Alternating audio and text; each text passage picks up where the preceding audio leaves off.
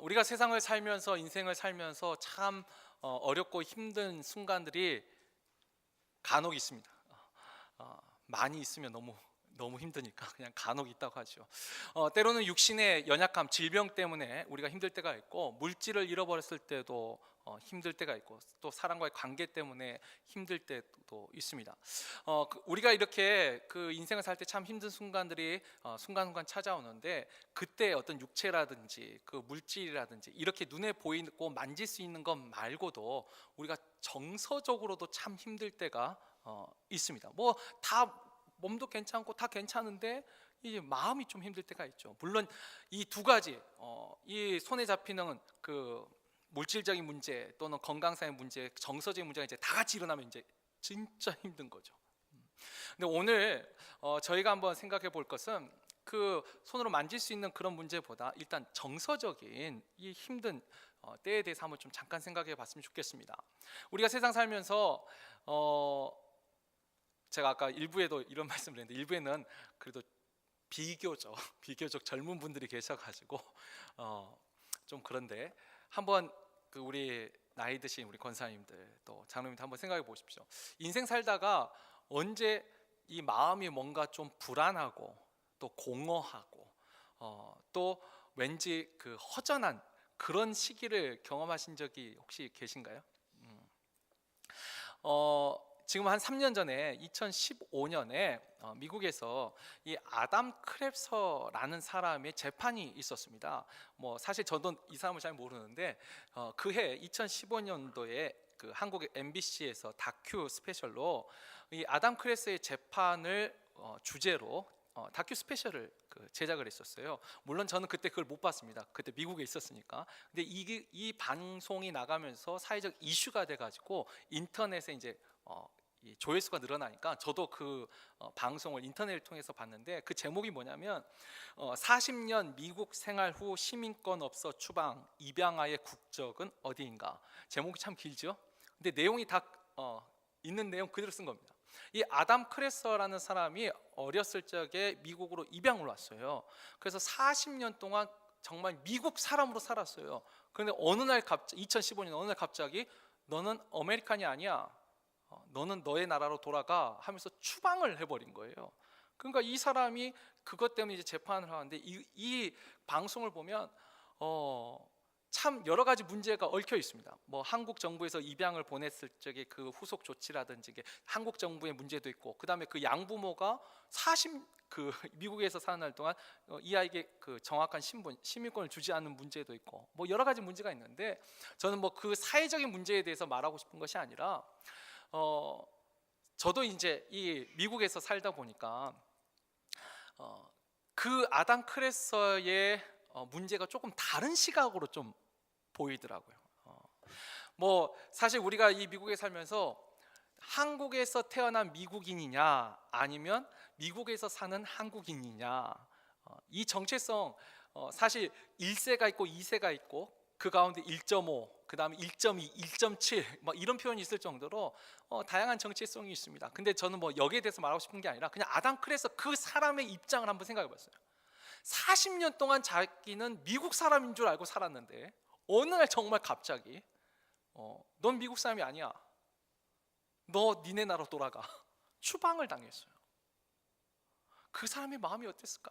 그리고 이 아담 크레서의 사건을 통해서 또 다른 입양아들의 그 인터뷰들을 이제 하고 현실을 보니까 이와 같이 추방당한 위험에 처한 입양아들이 16,000여 명이나 있더라는 거예요. 이 미국 안에 한두 명의 이야기가 아니에요. 그리고 이미 그 전에 2009년도에 추방당했던 한 사람 인터뷰를 할 때 그랬어요.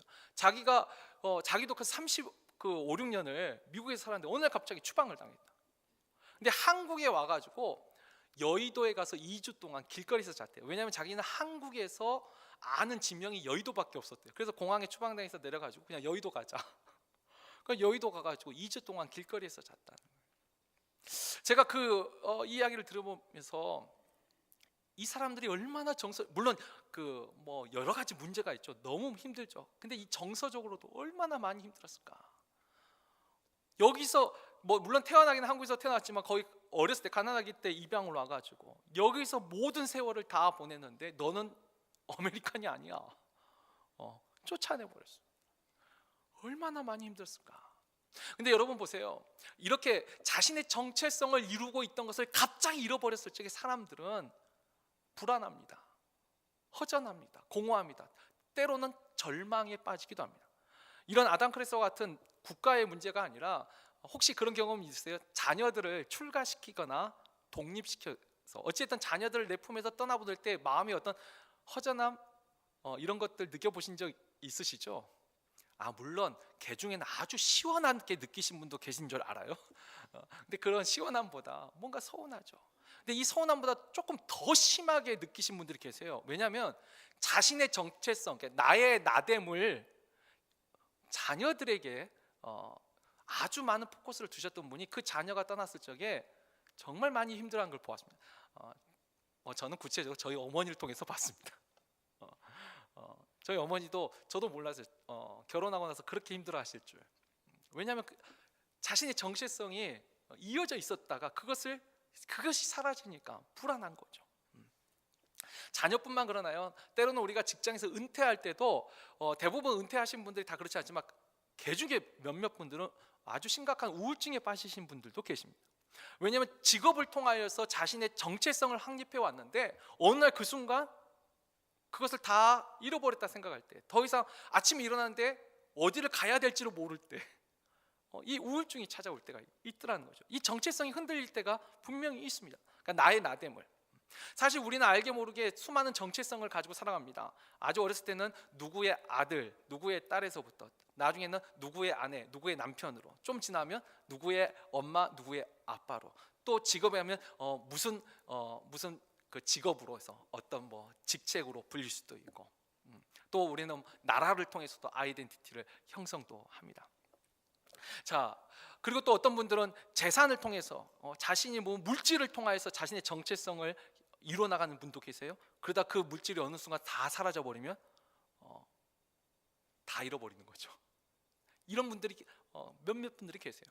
자, 이처럼 우리가 인생에 살아갈 때 참 많은 어려운 순간들이 있는데, 특별히 이렇게 정체성, 나의 나된 것을 이루고 있던 것들을 잃어버리거나 그것을 상실했을 적에 찾아오는 이런 공허함, 불안감, 좀 더 심하면 절망, 이런 절망감들. 자, 이런 것들 우리가 맞이할 때 우리는 어떻게 해야 될까? 사실 이런 문제를 생각할 때 인류 역사상 가장 많은 정체성 상실이라고 하는, 가장 많은 정체성 상실의 위기를 겪은 민족이 있는데 바로 주이시들, 유대인들이 이와 같은 정체성 상실에 가장 많은 위기를 겪었죠.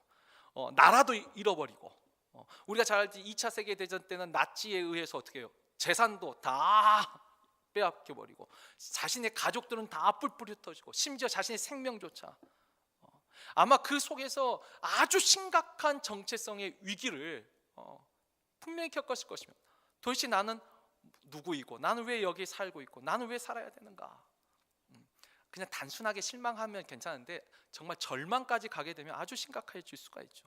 자, 그런데 유대인들, 우리가 너무나 잘 알다시피 우리는 일제 그 식민지 치하에서 40년 말하는데 40년이 뭐예요? 400년 이상을 그렇게 수많은 나라들에게 나라를 빼앗기고 짓밟히고, 또 나라 없는 그 민족으로 전 세계를 유랑하면서도 이 유대인들, 주이시들은 자신들의 정체성을 잃어버린 적이 없더라는 것이죠. 도대체 그들은 무엇으로 그들의 아이덴티티, 그들의 정체성을 지켜가고 불안하고 공허하지 아니하고 자신들의 삶을 살았을까? 사실 이미 이렇게 질문을 던졌을 때 적어도 이 자리에 앉아 계시는 우리 모두들 정답이 떠오를 거예요. 유대인들의 정체성은 어디에 있죠? 그들의 믿음, 그들의 신앙, 바로 여호와 하나님, 바로 그들의 믿음이 그들의 정체성이었습니다. 이미 우리가 정답을 다 알고 있습니다. 그런데 오늘 그 정답에 대해서 조금 더 깊게 한번 묵상해 봤으면 좋겠습니다. 그리고 동시에 오늘날 우리에게서도 우리의 믿음의 정체성은 과연 이 주이시들, 유대인들의 정체성에 비해서 무엇이 또 부족하고, 또 그들을 통해서 우리는 어떤 도전을 받을 수 있을까? 오늘 말씀을 통해서 우리가 잠시 생각해보고 은혜를 나누고자 합니다. 이 유대인들의 정체성에 대한 이야기를 할 때 뭐 성경의 이 66권 특별히 구약이겠죠. 유대인들에게는 모두가 다 중요한데 특별히 오늘 우리가 읽었던 시편 87편이 그들의 정체성, 아이덴티티에 대해서 아주 중요한 우리에게 인사이트, 좋은 것들을, 교훈들을 품고 있는 것 같습니다. 먼저 우리 시편 87편 맨 위에 표제를 보시면 고라 자손의 시라는 표현이 나옵니다. 고라 자손. 사실 역사상 이 시편 87편은 이스라엘 민족이 바벨론으로부터 포로로 잡혀갔다 돌아온 후에 기록한 것이라고 알려져 있습니다. 그러나 그들이 그 기록한 시절은 포로에서 잡혀온 시대일지라도 그들이 지금 바라보고 있는 시대는 언제냐면 이스라엘의 가장 영화로웠던 시기 바로 다윗 시대를 그들이 바라보고 있습니다. 왜냐하면 이 고라 자손의 이 다윗의 찬양대가 이스라엘 역사 속에서 가장 위대했을 때 성가되거든요. 다윗의 시대가. 그때 이 고라 자손이 하나님을 찬양을 했었습니다.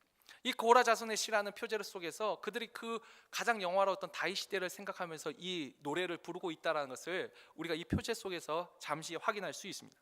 일단 이 시편 87편의 내용은 크게 두 부분으로 나눠지는데 1절에서 일단 3절을 잠깐 볼까요? 1절 보면 그의 터전이 성산에 있으며, 일단 여기서 그가 누굴까요? 이 그는 하나님입니다.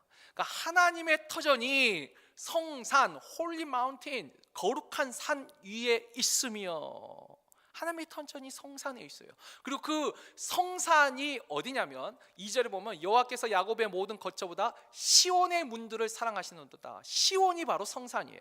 여러분, 우리가 시온이라는 말 할 때 시온은 예루살렘이 건축된 그 작은 우리 산이죠. 그런데 실제로 가보면 언덕이에요. 아무튼 그 이름이 시온이에요. 그 시온 위에 하나님의 터전이 있어요. 그리고 그 하나님의 터전이 또 다른 3절에 보면 어떻게 불리죠? 하나님의 성이요. 하나님의 성이라고 불려요. 이 하나님의 성은 또 어디죠? 예루살렘을 의미합니다. 지금 1절부터 3절이 계속 말하는 게 뭐냐면 하나님의 터전이 이 거룩한 산 위에 있고, 그 거룩한 산 이름이 시온이고, 그 시온 위에 건축된 성, 하나님의 성이 예루살렘이에요. 다 예루살렘을 말하고 있어요. 그 예루살렘 안에 더 정확하게 말하면 무엇이 있죠? 하나님이 거하시는 성전이 있죠. 다시 말해서 이 고라 자손의 이 노래를 통하여서 계속 기억하고 있는 게 뭐냐면 예루살렘을 말하고요. 예루살렘이 바로 하나님이 사랑하시고 하나님이 그곳을 택하사 거기에 거하시겠다고 약속한 그 장소, 지금 그 장소를 말하고 있습니다. 자, 1절에서 3절에서 1절부터 3절까지는 그 하나님의 터전 예루살렘에 대해서 얘기하고, 그 다음 이제 4절부터 보면은 계속 반복되는 구절 하나가 있는데 그게 뭐냐면 거기서 났다, 거기서 났다라는 말이 반복됩니다. 여러분이 거기서 났다는 말이 히브리어는 야라드삼이라는 말인데, 이 야라드라는 게 뭐냐면 태어나다, 났다라고 하는데 말 그대로 태어나다, 해산하다는 거예요. 쉽게 말하면 뭐죠? 거기에서 태어났다, 거기에서 출산했다, 거기에서 해산되었다, 지금 그 말이에요. 거기서 났다라는 거예요. 거기서 났다. 자, 하나님의 터전에서 났다는 거예요. 그 예루살렘에서 났다라는 거예요. 근데 먼저 4절을 한번 볼까요? 4절에 보면 그 터전에서 났는데 누가 났냐면 라합과 바벨론이 나를 아는 자 중에 있다. 나를 아는 자 중에 있고 블레셋과 두로와 구스여 이것들도 거기서 났다 하리로다. 라합과 바벨론, 블레셋과 두로와 구스가 거기서 났다라는 거예요. 근데 여러분, 여기서 라합은 애굽의 별명입니다. 지금 이집트를 말해요. 애굽과 바벨론이 거기에서 났다라고 말하는 거예요. 블레셋과 두로와 구스가 거기에서 태어났다라고 말하는 거예요. 근데 여러분, 이 한 구절 안에 참 위대한 사상이, 위대한 믿음이 담겨져 있는데, 적어도 이 성경을 기록하던 그 중동의 세계관에서는요, 이 남쪽에 있는 이집트 문명과 북쪽에 있는 메소포타미아 문명이 그 당시 자신들이 알고 있던 전 세상입니다. 그들의 세계관에서는 이 이집트와 메소포타미아 문명이 알고 있는 전 세계예요. 물론 인더스 문명이 있고 황하 문명이 있고 또 이 아메리카 대륙에는 인디언들이 있었지만 적어도 중동에서 알던 그 시절의 그들이 알던 세상은 이집트와 메소포타미아가 전부예요. 그리고 그 대표적인 나라가 애굽과 바벨론이죠. 블레셋과 두로는 이제 그 북쪽에 있는 나라고, 구스는 그 이집트 아래 지금의 북수단에 또 이디오피아하고 연결된 그 지역이죠. 지금 다시 말해서 사절은 뭘 말하고 있냐면 그 거대한 두 문명 사이에 끼어 있는 정말 작은 나라, 그리고 그 작은 나라에서도 그 작은 성 하나 예루살렘, 여기서 이 두 거대한 문명이 나왔다는 거예요. 여러분, 이런 생각을 갖는 것이 그냥 믿음 없으면 정말 허황된 꿈이죠. 이 거대한 문명에서 쪼가리 떨어져 나온 것이 예루살렘이라고 해도 지금 시원찮을판에 이 작은 예루살렘에서 이 거대한 문명, 이 온 세상이 나왔다고 말하는 거예요. 지금 다시 말해서 지금 이 유대인들이 거기서 났다라고 할 때 온 세상, 온 나라가, 이 5나라만 말한 게 아니라 온 세상이 하나님의 터전으로부터 나왔다라는 거예요. 그리고 사실 하나님의 터전할 때 예루살렘 그 장소, 그것보다 더 중요한 건 뭐죠? 그곳을 택한 하나님이 중요한 거죠. 그러니까 하나님으로부터 이 모든 나라와 민족이 태어났다라고 말하고 있는 것이죠. 그들의 정체성을 그 하나님이 온 우주의 창조주라고 고백하고 있는 것이죠. 만왕의 왕, 만유의 주로 하나님을 높여드리고 있고 찬양하고 있는 것이죠. 또 5절을 볼까요? 온 우주가 그 하나님으로부터 태어났다 하는데 또 5절에 보면 당연히 자신들의 민족, 이 시온도, 이스라엘도 바로 이 지존자로부터 거기서 났어요. 거기서 났어. 근데 이 표현도 잘 보세요. 이 사람 저 사람이 거기서 났다고 말하리니. 이 사람 저 사람이 거기서 났다. 여러분, 이것도 단순한 한 구절이지만 온 인류가 지금까지도 투쟁하면서 얻으려고 애쓰는 평등이 이 속에 있습니다. 여러분, 지금 우리가 사는 이 세상이 지금 민주주의입니다. 그래도 민주주의는 자유와 평등이 있는 정치 제도입니다. 근데 정말 우리가 평등한가요? 여러분, 정말 그렇게 생각하세요? 모든 사람이 다 평등한가요? 아직도 이 인간 세상에 온전한 평등이 없습니다. 근데 잘 보세요. 이스라엘은 그 나라 안에서도 이 사람 저 사람이 다 거기서 났다, 다 하나님에게서 났다. 우리는 법 앞에 평등이 아니라 하나님 앞에 모든 사람의 평등을 말합니다. 왕과 왕후 장상이라고 하죠. 왕과 그 백성이 다르지 않습니다. 왜? 다 똑같은 근원을 가지고 있으니까. 우리가 잘 아는 남북 전쟁에서의 그 선언도, 여러분, 에이브라함 링컨이 법 앞에 평등하다고 해서 흑인 노예 그 해방을 선언했나요? 여러분, 게티스버그에서 한 그 에이브라함 링컨 연설 잘 보세요. 모든 사람은 하나님 앞에서 평등하다. 그 인종과 그 피부색에 상관없이. 정말 위대한 평등 사상은 하나님 앞에 그 근원을 볼 때 나오는 거죠. 사람을 보면 분명히 사람의 눈을 보면 씨가 다릅니다. 태어난 그 신분에 따라서 차별이 존재해요. 그러나 이 이스라엘 민족 정말 얼마나 위대합니까? 거기서 났다는 거예요. 이 사람 저 사람 그 각 개인이 다 하나님으로부터 태어났다라고 말하고 있죠. 하나님으로부터 태어났다.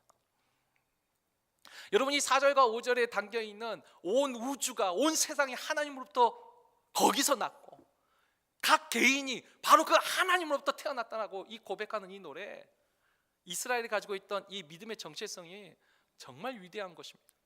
우리가 너무나 지금 쉽게 그냥 넘어가지만 이 짧은 구절 속에 담겨져 있는 그 위대한 믿음의 정체성, 사람은 지금도 여기에 도달하지 못했어요. 아직도 인권의 문제에 있어서 도달하지 못했어요.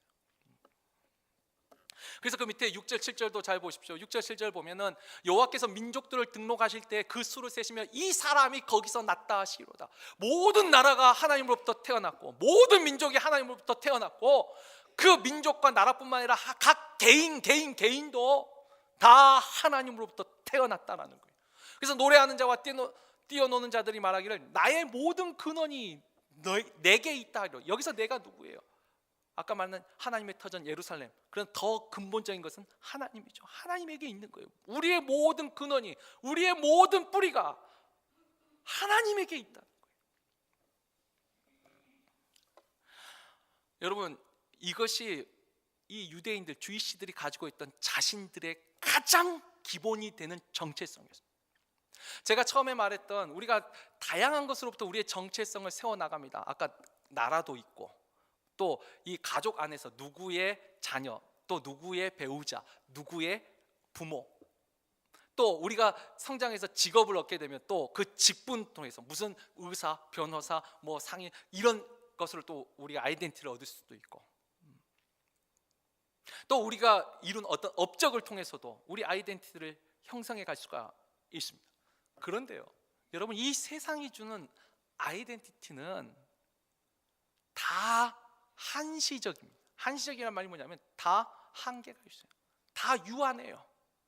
여러분, 분명히 우리는 어렸을 때 누구의 자녀라는 정체성을 가지고 있었습니다. 근데 지금도 누구의 자녀라는 정체성이 우리의 주된 정체성인가요? 점점 그건 옅어지죠. 그건 지워져 갑니다. 어느 순간부터 누구의 배우자라는 정체성이 더 강해지죠. 근데 그것도 남아있나요 이제? 이제 점점 누구의 부모라는 정체성. 근데 그것도 아니, 지식적으로 남아있는데 현지적으로 정말 나의 나된 것은 나는 저 아이의 부모라는 정체성을 여러분 살고 계세요? 그것도 이제 다 지나갑니다. 이 세상이 주는, 직업이 주는 정체성도 다 지나갑니다. 지금 저는 분명 벨리 중앙장로교회 담임 목사라는 어떤 정체성을 가지고 있습니다. 그러나 이거 저의 영원한 정체성일까요? 아니요. 이거 다 지나갑니다. 이 세상의 모든 아이덴티티를 주는 것은 다 지나갑니다. 그런데 왜 그럴까요? 이 세상에 아까 아이덴티티를 주는 이 모든 것들이 다 유한하기 때문이에요. 사람도, 재물도, 어떤 업적도, 지위도. 그런데 하나님이 주시는 정체성은요, 그건 영원분별하죠. 왜죠? 그 하나님이 영원하신 분이고 불변하시는 분이기 때문에. 유대인들은 그래서 나라를 잃었어요. 재산을 잃었어요. 심지어 자기 생명까지 잃어버리는 그 절체절명의 그 위기 순간에도 그들이 자신의 정체성을 잃지 않는 것이 있어요. 유일하게 잃지 않는 것, 하나님이 택한 백성이라는 거예요.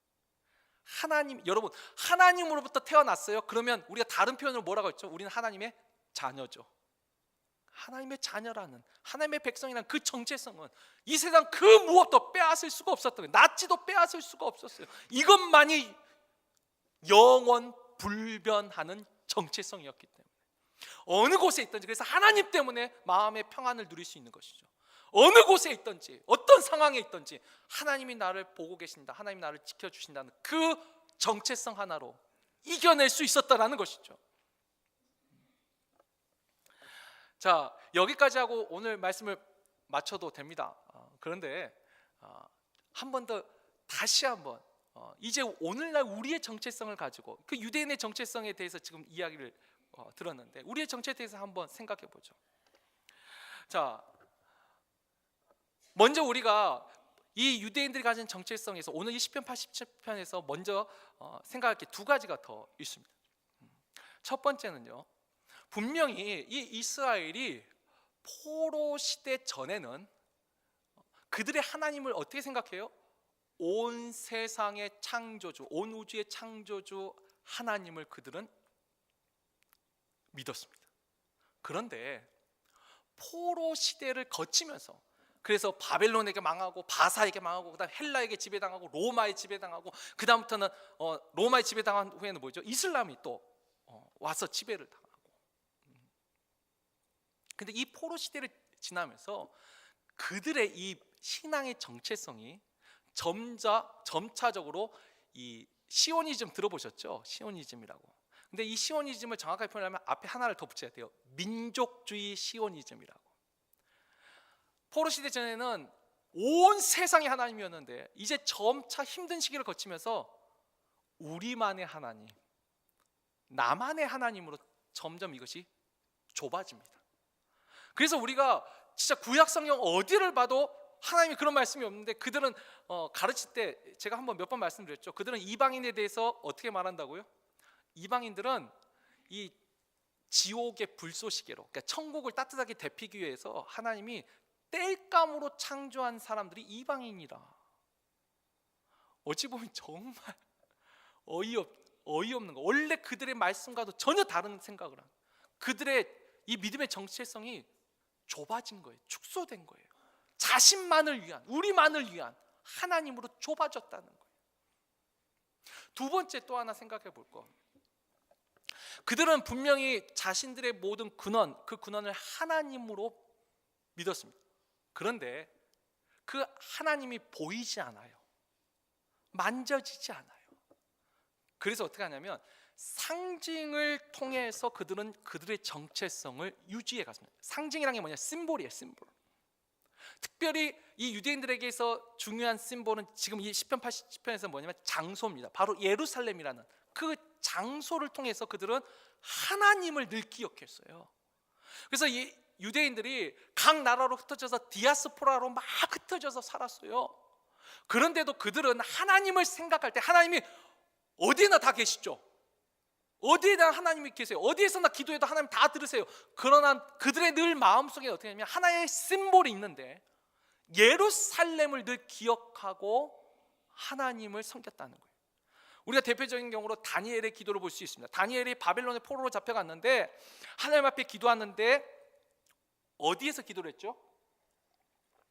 예루살렘을 향해 열린 창 앞에서 기도를 합니다. 비록 가지는 못하지만 그 예루살렘을 바라보면서 그 심볼을 생각하면서 하나님을 기억하고 있더라는 거예요. 또 물론 이스라엘에게는 또 하나의 심볼이 있죠. 그게 뭐죠? 할례죠. 할례 자체가 하나님 어떤 믿음을 주는 건 아니에요. 그러나 그 할례를 통해서 그들은 하나님의 백성이라는 것을 기억하고 있더라는 거죠. 그것을 생각하고 그 정체성을 유지해 가고 있더라는 것입니다. 그래서 수많은 디아스포라들이 평생에 한 번 가보지 못한 사람일지라도 그들은 늘 예루살렘을 가보는 것을 평생의 꿈이라고 소원을 가지고 삽니다. 그래서 성지순례라는 말이 거기서 나온 거예요. 그 장소를 통하여서 하나님을 늘 기억하고 산, 그게 자기들의 아이덴티티였어요. 정체성이었어요. 물론 오늘날 예루살렘 가보신 분들 계신지 모르겠는데 지금 예루살렘 가보면 그 사진을 보면 황금돔 그 사원이 있어요. 근데 황금돔 사원은 유대인들이 기억하는 장소는 아닙니다. 거기는 이슬람 사원이에요. 유대인들은 어디 갈까요? 여러분 혹시 통곡의 벽이라고 들어보셨나요? 이 통곡의 벽이 뭐냐면 예전 그 성전에 유일하게 남아있는 터예요. 그러니까 예전에 있던 성전이 다 무너졌는데 벽 하나만 남은 거예요. 지금 거기에 있는 그 성전이 아니라 사원은 이슬람 거예요. 그러니까 이 주이시들은 그 통곡의 벽 앞에 가서 그거 손에 붙잡고 거기서 울면서 기도하는 거예요. 그들이 생각하는 성전이에요. 거기 가보면 막 작은 기도문들이 막 꽂혀져 있어요. 그리고 한쪽에는 랍비들이 하나님의 말씀, 율법을 연구하는 장소가 있어요. 그들은 거기가 그것을 통해서 그곳을 통곡의 벽을 만지는 게 그들의 성지순례예요. 그러니까 오늘날 예루살렘은 지금 이슬람, 기독교, 유대교 이 세 종교 다 성지잖아요. 근데 그 장소를 통해서 그들이 믿는 하나님을 기억하고 자신들의 정체성을 유지해 가더라는 거예요. 그래서 오늘 표현이 뭐죠? 하나님으로부터 났다가 아니라 거기서 났다. 거기는 그 장소에 거기서 났다. 예루살렘에서 났다. 하나님이 택한 그 거룩한 성에서, 그 하나님의 성전에서 우리가 태어났다라고 말하는 거예요. 이 두 가지를 한번 기억하면서 그러면 오늘날 우리를 한번 생각해 보시죠. 오늘 설교 제목이 뭐죠? 십자가에서 났다. 유대인들은 거기서 났다라고 말해요. 예루살렘에서 태어났다라고. 우리에게 있어 심볼은 뭐죠? 우리는 지금 우리가 태어난 건요 예수 그리스도 때문에 태어난 거예요. 우리가 크리스찬이라고 부를 수 있는 거, 기독교인이라고 부르는 것 자체가 바로 이 예수 그리스도의 십자가의 죽음 때문에 우리가 우리의 새로운 정체성을 얻은 거예요. 우리는 그래서 십자가에서 태어난 사람들이에요. 우리가 이와 같은 표현들 신약 성경이 너무나 넘쳐나지만 한 세 구절만 같이 한번 읽어볼까요? 고린도전서 15장 10절 그 상반절 중간까지 다 같이 읽겠습니다. 시작. 그러나 내가 나된 것은 하나님의 은혜로 된 것이니 내게 주신 그의 은혜가 헛되지 아니하며. 자, 내가 나의 나된 것은 하나님의 은혜로 됐대요. 하나님의 은혜. 근데 지금 이 사도 바울이 말한 나의 나된 것은 오직 주의 은혜라, 하나님의 은혜라. 근데 하나님의 은혜가 뭐죠? 여러분, 이게 고린도전서 몇 장이에요? 15장. 15장은 무슨 장이죠? 부활장. 예수 그리스도의 죽음과 부활에 대해서 말하고 있는 장이죠. 사도 바울이 말하고 있는 거예요. 그리스도의 그 죽음과 그리스도의 부활이 나에게 주신 하나님의 새로운 은혜예요. 그래서 사도 바울이 이전에 자기도 거기서 났다, 예루살렘에서 났다, 율법에서 태어났다 라고 생각했던 그 자신의 정체성이 이제 어디에서 태어났어요? 그리스도의 죽음과 부활을 통해서 내가 나된 것은 새로운 정체성을 발견하고 있어요. 자, 좀 더 구체적으로 고린도 후서로 가보죠. 고린도 후서 5장 17절에서 18절 상반절 중간까지 읽겠습니다. 다 같이 읽습니다. 그런 중 누구든지 그리스도 안에 있으면 새로운 피조물이라, 이전 것은 지나갔으니 보라 새 것이 되었도다. 모든 것이 하나님께로 났으며 그가 그리스도로 말미암아 우리를 자기와 화목하게 하시고. 지금 사도 이 바울이 모든 것이 하나님께로 나왔어요. 하나님께로부터 태어났어요. 근데 그 하나님께 태어났는데 구체적인 게 뭐예요? 그리스도 예수 안에 있을 때 새로운 피조물, 새롭게 태어난 거예요. 예수 때문에 새롭게 태어났어요. 그리스도로 말미암아 우리가 하나님과 화목하게 되므로 새로운 피조물이 되었어요. 이것을 이제 종합적으로 가장 잘 표현한 것이 갈라디아서 2장 20절이라고 저는 생각합니다. 우리 한번 다 같이 읽겠습니다. 시작. 내가 그리스도와 함께 십자가에 못 박혔나니 그런즉 이제는 내가 사는 것이 아니요 오직 내 안에 그리스도께서 사시는 것이라. 이제 내가 육체 가운데 사는 것은 나를 사랑하사 나를 위하여 자기 자신을 버리신 하나님의 아들을 믿는 믿음 안에서 사는 것이라. 아멘. 나를 사랑하사 나를 위하여 자꾸 나를 낳아. 이게 뭐죠? 사도 바울의 새로운 정체성. 이제는 내가 사는 것이 아니요 내 안에 있는 그리스도가 사는 것이라. 사도 바울이 자신의 새로운 정체성을 확립했어요. 물론 그전에도 하나님을 믿었어요. 근데 그 하나님 앞에 내가 가까이 갈 수 없었다는 거예요. 근데 예수 그리스도의 그 대속의 죽음, 나의 죄를 대신 감당해 주신 그분 때문에 내가 다시 하나님께로 가까이 갈 수 있게 되었죠. 새로운 정체성을 확립했습니다. 그래서 이제 우리는 거기서 났다가 아니라 우리는 십자가에서 난 거예요. 예수 그리스도를 통해서 우리는 태어난 사람들, 거룩한 성도로 다시 부름받은 사람들이 되었지요. 자, 근데 이와 같은 정체성에 아까 우리가 시편 87편에서 봤던 그 두 가지 교훈을 한번 적용을 해보자. 유대인들도 온 우주의 하나님에서부터 언제부턴가 나만의 하나님으로 그 정체성이 축소되었습니다. 오늘날 우리가 예수 그리스도는 여러분 나만을 위하여 죽으셨나요? 나를 위해서 죽으셨지만 이 땅의 모든 일을 위해서 죽으신 겁니다. 그 중에 믿는 자들은 누구나 구원받을 수 있도록 우리 주 예수 그리스도는 우리만의 주인이 아니라 온 우주의 주인인 줄 믿으시길 주의 이름으로 축원합니다. 근데 언제부턴가 우리가 축소되어 가고 있어요. 주님은 우리에게 세상의 빛과 소금이 되라고 했는데 언제부턴가 우리는 교회 안에서만 서로 빛과 소금이 되려고 하는 것 같아요. 우리 교회 안에서 우리끼리만 내가 만족하고 내가 위로받고 언제부턴가 나만이 너무 중요하게 되어버렸어요. 오늘날 교회가 욕을 먹고 세상으로부터 손가락질 당하는 이유 여러 가지가 있을 테지만 혹시 이런 것도 있지 않을까요? 우리의 정체성이 너무 좁아진 거예요. 우리만으로.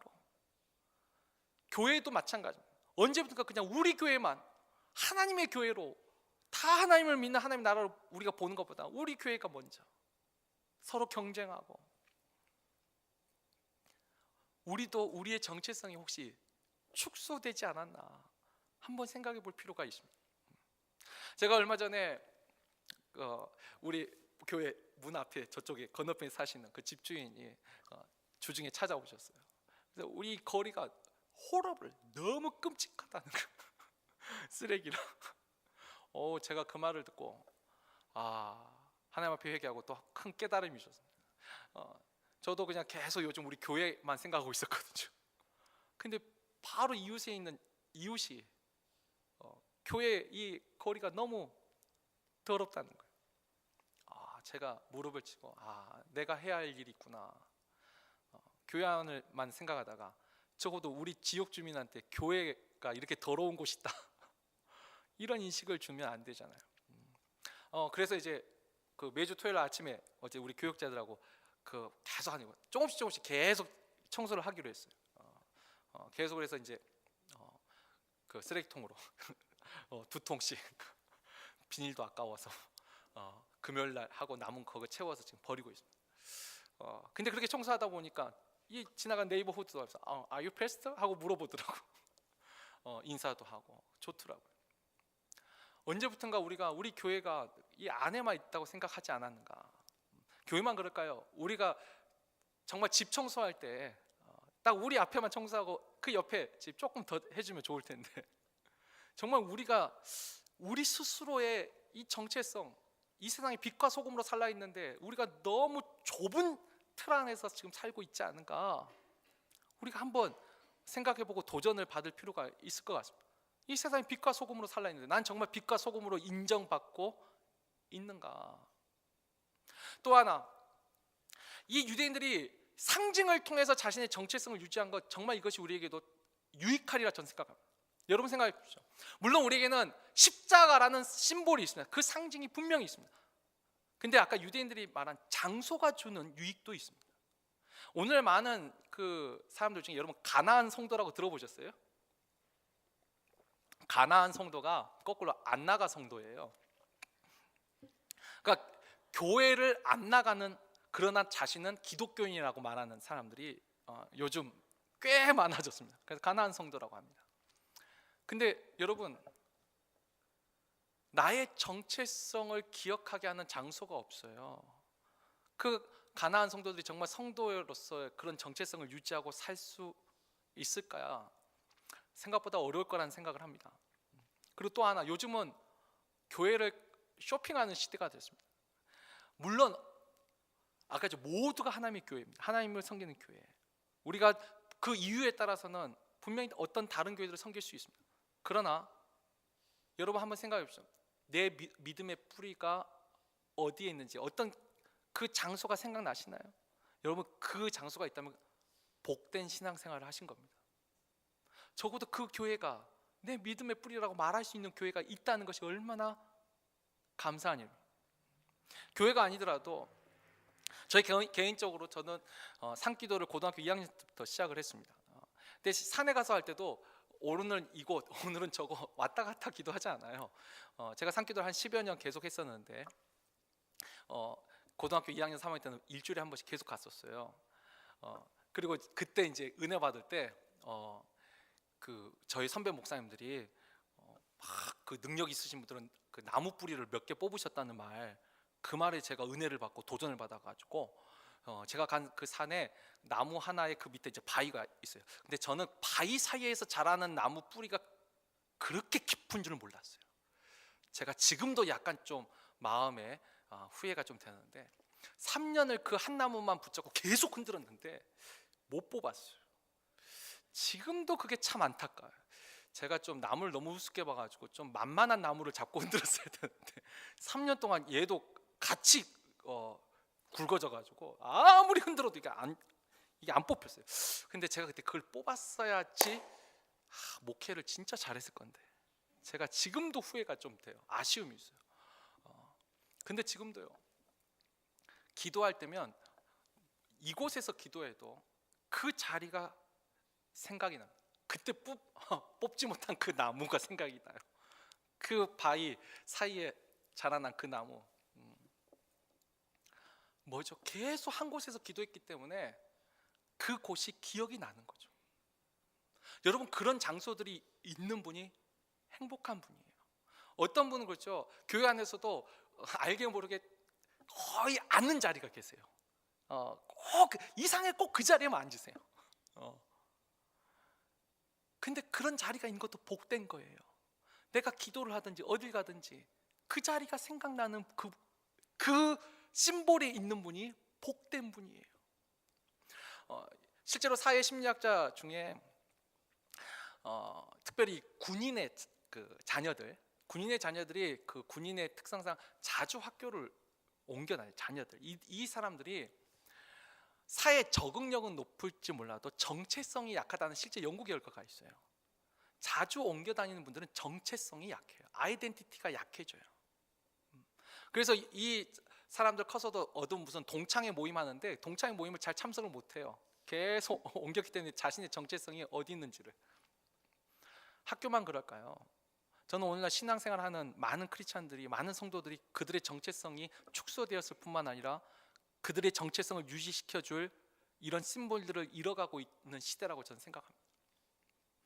하나님 중심이 아니라 나 중심으로 나의 만족을 추구하기 때문에, 하나님에게 집중하는 것보다 나에게 집중하기 때문에 내 정체성을 잃어가는 거죠.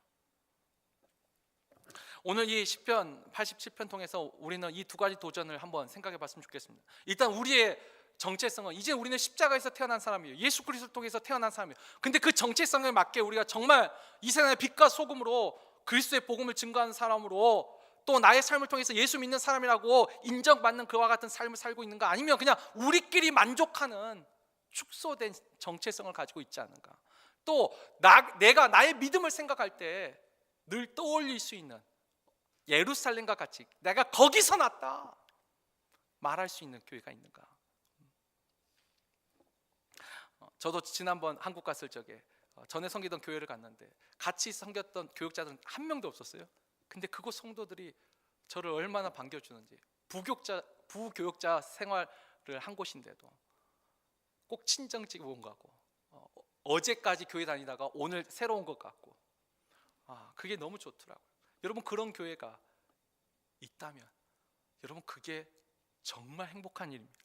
그게 정말 감사한 일. 오늘날 이와 같은 교회를 잃어버린 성도들, 가난한 성도들이 너무 많아지는 이 시대에 오늘 우리가 시편 87편을 생각하면서, 하나님, 나의 이 십자가에서 태어난 나의 이 정체성이 축소되지 아니하도록 정말 온 우주, 그리고 아직도 하나님을 알지 못하는 그 사람들을 주님이 지금도 찾고 계신다는 그 정체성 잃어버리지 않게 해달라고 우리가 한번 또 기도하고, 또 하나, 정말 그 하나님 그리스도의 십자가를 생각할 때 나의 신앙의 정체성을 기억나게 하는 그와 같은 교회 섬기고, 또 우리 교회가 그런 교회 되게 해달라고 또 기도해 주시고, 우리 자녀들도 신앙의 떠돌이로 사는 것이 아니라 정말 한 곳에 뿌리를 내리면서 늘 그곳에 또 기도하는 자리가 생각나는, 그래서 마음이 불안하지 않고 공허하지 않고 이 세상에 어떤 정체성이 흔들려도 그 정체성 하나만은 확고히 서서 어떤 장소에서 어떤 환경에서라도